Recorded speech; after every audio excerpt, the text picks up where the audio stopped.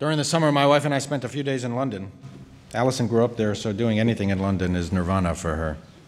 Summer sales usually mark the end of July in London shops, so inevitably, I'm not sure how I get manipulated every year. We end up in London for a few days in July. Allison and I met in London in law school 31 years ago. And on the day that we boarded the plane to New York to begin our lives together, I assured her that emancipation was coming. That's how I saw it. I was emancipating her from the old world to the new. The Brits don't see it that way. Took me a long time, many years of marriage, to grasp this simple proposition. They think that the whole point of life is to get to London. And if you already live in London and you are Jewish, you should marry a nice Jewish boy and live next door to your mother in Golders Green or Finchley or one of the other northern London neighborhoods where the Jews live. For my mother-in-law, who hated the idea of losing her daughter to New York, the saving grace, the only explanation that even mildly comforted her, was that at least I had real prospects. I was going to be a New York attorney with high earning potential. Alas, the best laid plans. Anyway, I can only do so much shopping. Actually, I can do almost no shopping.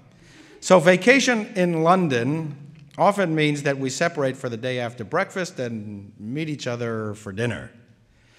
The Stephen Wise community actually benefits from these days of enforced separation because being alone in the big city by myself, with only myself for company, I start thinking deep thoughts about the philosophy of life, thoughts that often find their way into sermons, like this one.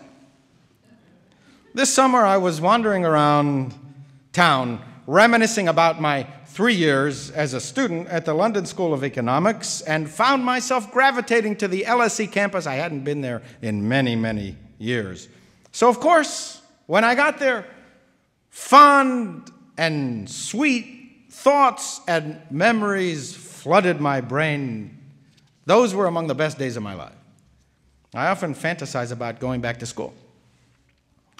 Not taking exams, I can do without that. But auditing every class I can sneak into. I tell myself, knowing everything I know now, I think I could hold my own against these 18-year-olds and 20-somethings. So I wandered into the campus on Houghton Street, right off the Strand. And the first thing I did was go to the main building, where I spent basically 3 years of my life. I wanted to see the lecture hall where I studied contracts and torts, criminal law, jurisprudence. The first thing I noticed is that this beloved, creaky, history-filled building is no longer called the main building. It's now called the old building. In the past 30 years, the campus has expanded. The new buildings are called the new buildings. So, of course, that set me off on another round of deep thinking. If I studied in the main building, and it's now called the old building, does that mean that anyone who studied in the old building is also old? That they are no longer in the main building of life? I don't feel old. But on the other hand, it has been 30 years since college. And then I began looking at the students who, during these long, lazy, bright, sunny summer London days, were meandering on the steps and on the cafes. They looked like students anywhere, but unlike us, all of them were connected to some device. They had wires in their ears and computers in their hands, music in their pocket. We had none of these. I read a survey this week that 52% of American children who are under the age of 8 years old are connected to some kind of device. At the age of 8, they are already, half of American children are using some kind of mobile device. The students today have all of the material, all of their books, all of their scholarly papers in their pockets. They don't really use libraries anymore. You know that, right? Yeah, they can go a whole year without stepping foot in the library. My sophomore daughter tells me, why go to the library? I download everything I need in my own room. It used to be that the sign of a serious student was books strewn all over the dorm room. Today, students interpret piles of books in your room as, well, a messy room.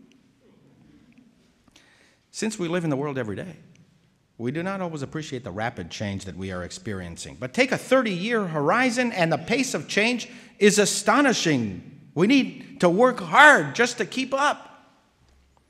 And it's not only technology. A teenager today never lived in a world menaced by the Soviet Union. When I speak with our teenagers here in the synagogue, they look at me baffled and perplexed when I even use the word communism.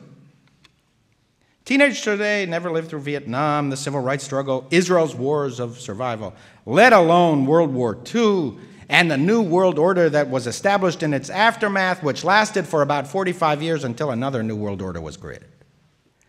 When I sat on the steps of the LSE in the early 1980s, who could even imagine a common currency called the euro? In the Torah portion of the week, we read about Noah and the flood. Most people are familiar with the main part of the story. The world was a wicked place, and God destroyed everything except for Noah and his family and the animals that they saved in the ark. You all know that story, right?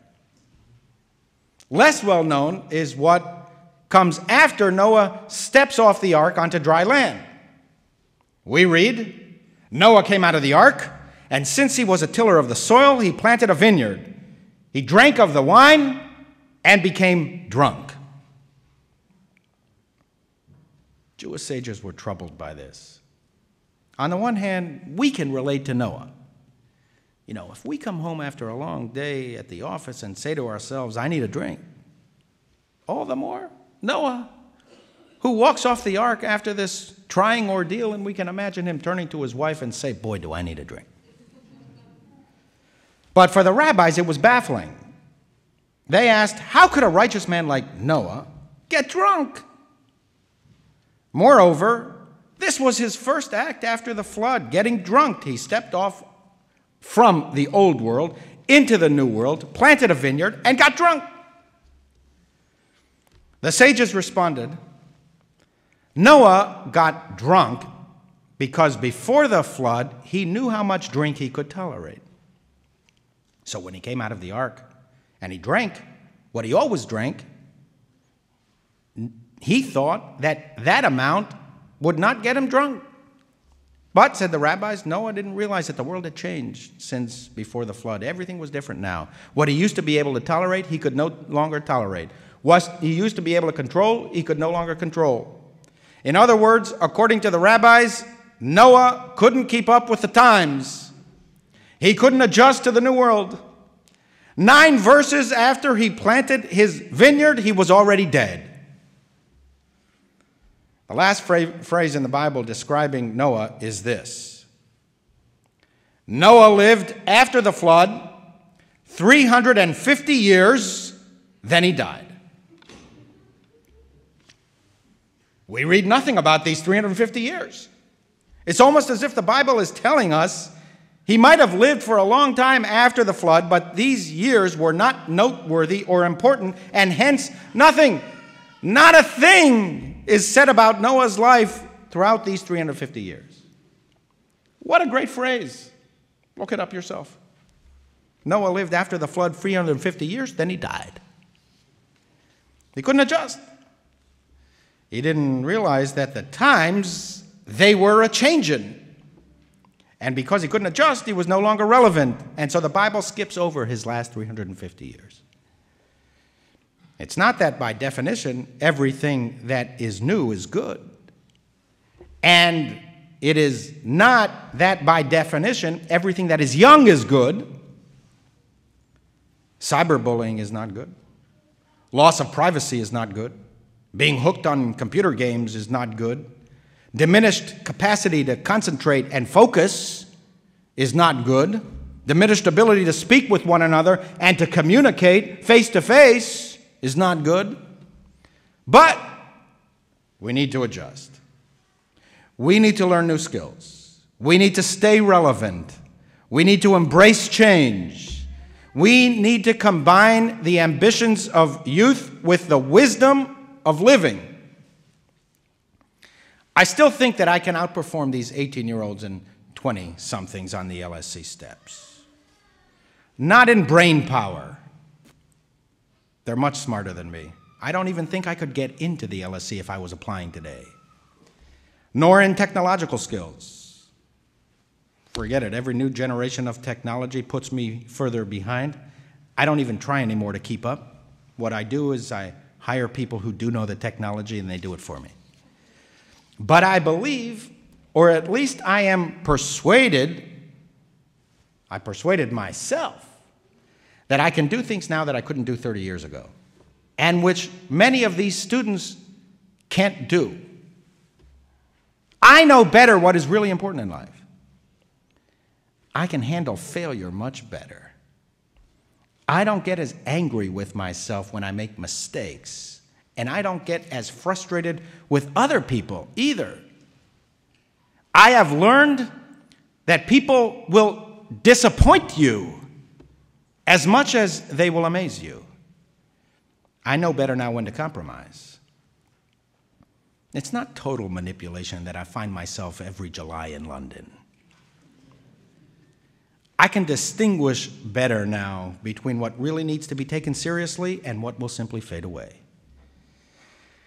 And I am comforted and strengthened by this reality.